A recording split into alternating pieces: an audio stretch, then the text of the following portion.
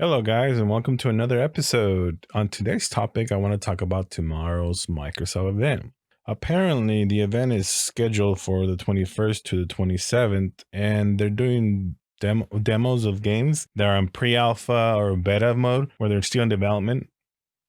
And some of them are going to be in development for possibly 3 to 5 years long more, and the games that you play as a demo will be possibly the same comparison to when they get released, but nonetheless, doesn't this show you guys that Microsoft is way behind comparison to Sony's like bucket list of games? And I wonder if Microsoft is still not sweating it, because to me it doesn't seem like they're sweating it. It also seems like they're not pushing much anymore, and then maybe they gave up already. I don't know, we'll see. Phil Spencer seems to be doing a good job from from that big hole the other guy pretty much made on the Xbox brand, which pretty much almost killed the brand, to be honest. If it wasn't for probably Halo kind of like getting the hardcore fans still stuck, into it. I'm a big fan of Halo, by the way, guys. And I got the Xbox 360, got the Xbox One, and then got the Xbox One X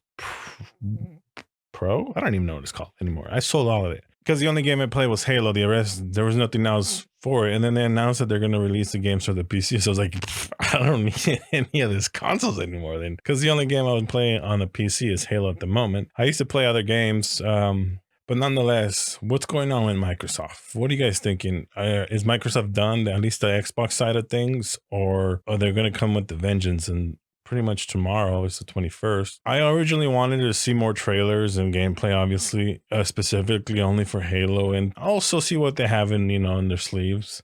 But is Microsoft's Xbox brand officially going to be dead this generation? Do you guys think they're going to be pushing more streaming games, or are they still trying to do the same kind of thing with Sony and try to dethrone Sony from the number one spot again? It doesn't seem likely. I think whoever's really in charge of the Xbox brand and is like controlling the strings, you could say, I think they hated the fact that during the Xbox 360 era, piracy became huge pretty much in the gaming world, especially for the Xbox.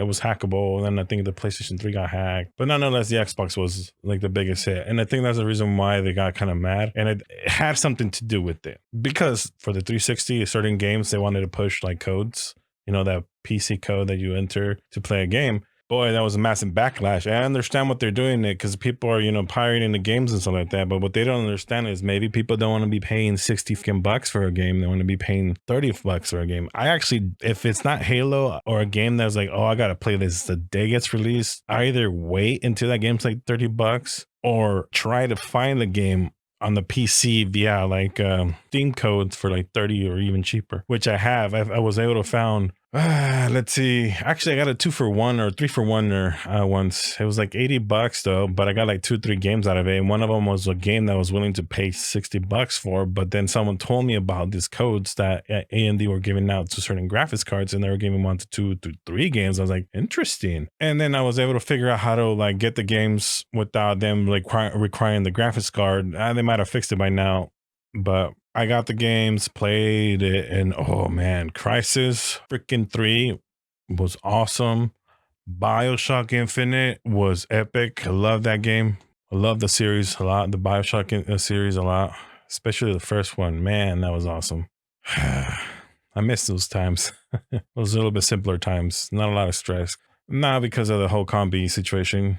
I had bad eating habits, got a nervous breakdown due to low omega efficiency, and massively in debt from credit cards for building, well, a little somewhat half-assed studio so I could have some soundproofing and equipment for this channel.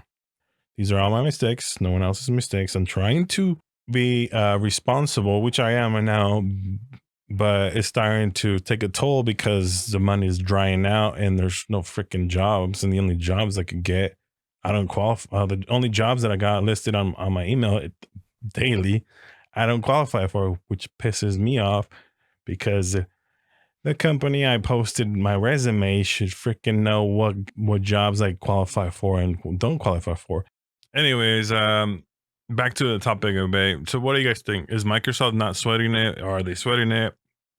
To me, it feels like they are, because if you look at the games they're trying to show off, those games are not really in golden stage where the game is like just being polished and checked for bugs and stuff like that before it gets released. These games are in the early development, and from what I can see, to me, this shows Microsoft really, really behind. And it's not Spencer's fault. It was because of the other guy wanting to concentrate on TV. I have no clue why they decided to do that. Maybe they thought, oh, people are ditching cable boxes. Maybe we could help. I don't know. I'm just saying. Maybe we could try to like bring TV back to life instead of concentrating on what they really were. A gaming company, not a freaking entertainment company for TV or anything like that, other than games. Just games, bro. And Spencer is, like I said, he's trying to get out of that hole the other guy digged, and he's officially out of it. The only problem, man, he's in the floor and he needs to pretty much prove himself again and again and again and again for like 100 floors, because that's where Sony's at, and then again and again after that, to be able to dethrone Sony. And from what I can see, this may actually take 10 years. And by then, Sony will release their new console, if they have anything releasing that generation, because more than likely, they may not be a console that's going to be like hardcore other than